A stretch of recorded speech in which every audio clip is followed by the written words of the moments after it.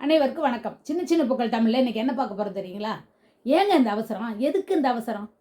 இந்த ஒரு நாள் நிகழ்வு, அவசரத்தால் வந்த விளைவு, அதுதாங்க இன்றைக்கி பார்க்குறோம். மனசு ஆதங்கம், அதனால் இந்த பதிவை வெளியிடுறேன். வேறு ஒன்றும் இல்லைங்க. சென்னையில் ஏகப்பட்ட புறநகர் ரயில் ஓடுது. போன மே மாதம் 27ஆம் தேதி செங்கல்பட்டுலேருந்து சென்னை கடற்கரைக்கு ட்ரெயின் போயிட்டுருக்கிறப்ப நான் கூடுவாஞ்சேரியில் 4 மணிக்கு, அதாவது 3:50க்கு வெயிட் பண்ணிகிட்ருக்கிறேன்.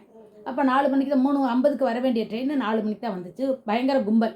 லேடிஸ் கம்பார்ட்மெண்ட்டில் பயங்கர ஃபுல்லாக ஆகிடுச்சு. ட்ரெயின் கிளம்பிடுச்சு. நார்மலாக எப்பவும் போல் நிற்க வேண்டிய இடத்துல நின்று, ஏற வேண்டிய இடத்துல ஏறிட்டு மக்கள் போயிட்டு வந்துட்டு இருக்கிறாங்க. இதே மாதிரி போயிட்டே இருக்கும்பொழுது மாம்பழத்தில் ட்ரெயின் நின்றுச்சு பாருங்கள். மாம்பழத்தில் ட்ரெயின் நின்றுட்டு திரும்பி எடுக்கவே இல்லை. என்னடா தெரில, இவ்வளோ நேரம் ஆகிடுச்சு, 5 நிமிஷத்துக்கு மேலே ஆகிடுச்சு, 10 நிமிஷம் ஆகுது, இன்னும் ட்ரெயின் எடுக்கல, ஏதாச்சும் பிரச்சனையோ அப்படின்னு உள்ளுக்குள்ளே இருக்கவங்களாம் பேசிக்கிறோம். திடீர்னு பார்த்தா பின்பக்கம் இருந்து கேரேஜ்லேருந்து ஜென்ஸ் எல்லாம் ஓடுறாங்க, ஒடியாடுறாங்க. என்னன்னு தெரிலன்னு பார்த்தா ஏதோ ஆக்சிடென்ட்டாமாங்க. என்னன்னு சொல்லி பார்க்கும் பொழுது யாரோ மாம்பழத்தில் ட்ரெயின் நிற்கும் முன்னாடி அவசரப்பட்டு இறங்கி தவறி கீழே விழுந்து இறந்துட்டதாகவே சொல்கிறாங்க. ஐயோ அப்படியா அப்படின்னு பேசிகிட்டு இருக்கும் பொழுது ட்ரெயினில் இருக்க பாதி மக்கள் கீழே இறங்கிட்டாங்க. ஆனால் என்னாச்சு, ட்ரெயின் ரிவர்சல் எடுத்தாங்க. ஏன்னா பாடி எடுக்கிறதுக்கு முடியாதுன்னு சொல்லிட்டு ட்ரெயினை ரிவர்சல் எடுத்து நிப்பாட்டிட்டாங்க.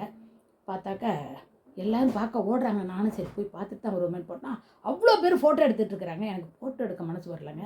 அந்த பையன் அப்படியே இப்படி குப்புற விழுந்து கிடக்கிறான். குப்புற விழுந்து கிடக்கும் பொழுது அந்த ட்ரெயினோட வீலு, அந்த ரயிலோட வீல் எப்படின்னா 2 காலுக்கு நடுப்புற இப்படி ஏறி இப்படி வயிறு வழியாக இப்படி வந்து இந்த பாதி கையோட காணோம், இந்த கையவே காணோம். அப்படி ஏறி அப்படி கிடக்கிற நல்ல வாட்ட சாட்டமான பெரிய பையன். கல்யாணம் ஆகியிருக்கலாம், ஆகாமல் இருக்கலாம், மனசே ஆகலை. என்னப்பா அப்படியே கண்ணில் தண்ணியாக வருது எனக்கு. நான் பாட்டுக்கு கிளம்பி வந்துட்டேன். கிளம்பி உட்கார வேண்டிய இடத்துக்கு வந்து உட்கார போகுது மனசில் என்ன எண்ணம் தோணுது தெரியுங்களா? மனிதன் நினைப்பதுண்டு வாழ்வு நிலைக்கும் என்று, இறைவன் நினைப்பதுண்டு பாவம் மனிதன் என்று, அப்படிங்கிற அந்த பாட்டு தான் மனசில் ஓடிச்சு. என்னடா இப்படி செத்துட்டானே, அவ்வளோ அவசரம் என்ன அப்படின்னு பேசுகிறோம். அப்போ ஒருத்தவங்க சொல்கிறாங்க விதி அவனை இழுக்குதுங்க அப்படிங்கிறாங்க. இன்னொருத்தவங்க என்ன சொல்கிறாங்க, விதி இழுக்குதுன்னா மதி எங்கெங்கே போச்சு, அவ்வளோ அவசரமாக எதுக்கு இறங்கணும் அப்படி பேசுகிறாங்க. இப்படி ஒருத்தராக மனசு தாங்காமல் பேசுகிறாங்க.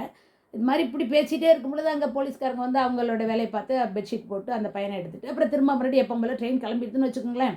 ட்ரெயின் கிளம்பிடுச்சு. எப்போ போய் போக வேண்டிய இடத்துக்கு போயிடுச்சு. நானும் வந்து பொன்னேரி போகணுங்கிறதுனால பார்க் ஸ்டேஷனில் இறங்கி சென்ட்ரலுக்கு வந்துட்டேன். சென்ட்ரலுக்கு வந்தால் ட்ரெயின் வந்து 6 மணிக்கு தான் சொன்னாங்க. கொஞ்சம் ஒரு 10 நிமிஷம் இருந்துச்சு.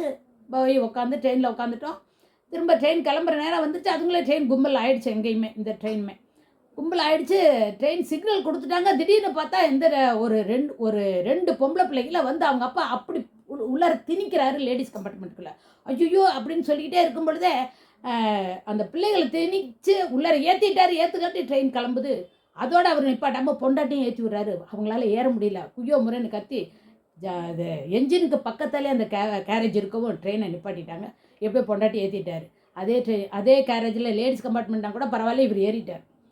அவர் நாங்களாம் திட்டுறோம், அப்படியேங்க அவசரப்பட்டு அப்படி ஏற்றி விட்றீங்க, ஏதாச்சும் ஒன்றுனா என்ன ஆகுறோன்னு அவ்வளோ பேர் கத்துறோம். ஆனால் அவர் அதே கண்டுக்கல. பொண்டாட்டி காலில் காயமாயிடுச்சோன்னு அதே கேட்டுட்டுருக்கார். காயமாயிடுச்சா, வலிக்குதான்னு கேட்குறாரு. அடுத்த கம்பார்ட்மெண்ட் வந்து அடுத்த ஸ்டாப் வந்து அவர் வந்து அடுத்த கேரேஜில் ஏறிக்கிட்டார். அது வேறங்க. அது ஏன் இப்படி முதல்ல அங்கே தான் அப்படின்னாக்க இங்கேயும் இப்படியா? அப்புறம் அப்படியே ட்ரெயின் போயிட்டே இருந்துச்சு. எல்லாம் நிற்க வேண்டிய இடத்துல நிற்கிறாங்க, இறங்க வேண்டிய இடத்துல ஏறுறாங்க, ஏற வேண்டிய இடத்துல ஏறுறாங்க. மீஞ்சூர் வந்துச்சு. மீஞ்சூர் வந்து ஸ்டாப்பில் ட்ரெயின் நிற்கிது. நின்ன உடனே ஒரு பொண்ணு இறங்கும் பொழுது என்ன பண்ணுறா, கையில் ஃபோனை வச்சுக்கிட்டே இறங்குறாளா. இப்போ தான் ஃபோன் இல்லை, கையில் வந்து ஃபோன் இல்லாமல் யாரும் இருக்க மாட்டேங்கிறாங்களே. இறங்கும் பொழுது ஃபோனை கீழே விட்டுட்டான். அந்த ஃபோனை எடுக்கணும்னு சொல்லிட்டு குனிரா பாருங்கள், ட்ரெயின் எடுத்துட்டாங்க. பிளாட்ஃபார்மில் நிற்கிறவர் ஐயோ இந்த பாப்பா குனிஞ்சு ஃபோன் எடுக்க போதே ட்ரெயின் எது இடிச்சிருச்சுன்னா போச்சே அப்படின்ட்டு பிளாட்ஃபார்மில் நிற்கிறவர் ஒருத்தர் ஓடி வராரு அந்த பொண்ணை தூக்கிறதுக்காக. ஆனால் அவர் விழுந்துட்டார். இந்த பொண்ணு ஃபோன் எடுத்துகிட்டு எழுந்திரிச்சிருச்சு. ஆனால் எந்த சேதமும் இல்லை, அவங்க பிளாட்ஃபார்மில் விழுந்ததோடு சரி. ஏன் இப்படி? இதெல்லாம் எதனால் வருது? நான் அப்புறமே வீட்டுக்கு வந்துட்டேன். பொன்னேரி வந்து நான் இறங்கி வீட்டுக்கு வந்துட்டேன்னு வச்சுக்கோங்க. இருந்தாலும் அந்த மனசு அடிச்சுக்கிட்டு கிடக்கு. மக்கள் ஏன் இப்படி? என்ன அவசரம்? வாழ்க்கை வாழ்வதற்கு தான், சாவறதுக்கு இல்லைங்க. அவசரமாக எதுக்கு ஓடி போய் சம்பாதிக்கிறோம்? நம்மளுடைய வாழ்க்கையை நாம் பாதுகாப்பாக வாழ்கிறதுக்கு தானே. ஓடும் ரயிலில் ஏறவோ இறங்கவோ கூடாதுங்கிறாங்க. அது அவங்களுக்காகவா சொல்கிறாங்க? நமக்காக தானே சொல்கிறாங்க. ஓடுற பஸ்ஸுலையோ ஓடுற ட்ரெயின்லையோ ஏறவோ இறங்கவோ கூடாது அப்படிங்கிறத கொஞ்சம் மனசில் வாங்கிக்கிட்டு நம்ம பாதுகாப்பாக இருக்கணும். நம்மளோட வாழ்க்கையை நாம் தாங்க பாதுகாத்துக்கணும், இல்லைங்களா? வேண்டாமே அவசரம். வேகம் இருக்கலாம், அதில் விவேகம் இருக்கணும். நிதானமே பிரதானம். யோசிச்சு பாருங்கள். நம் வாழ்க்கை நம் கையில். வாழ்க்கை வாழ்வதற்கே. அவசரம் வேண்டாம், இல்லைங்களா? நன்றி, வணக்கம்.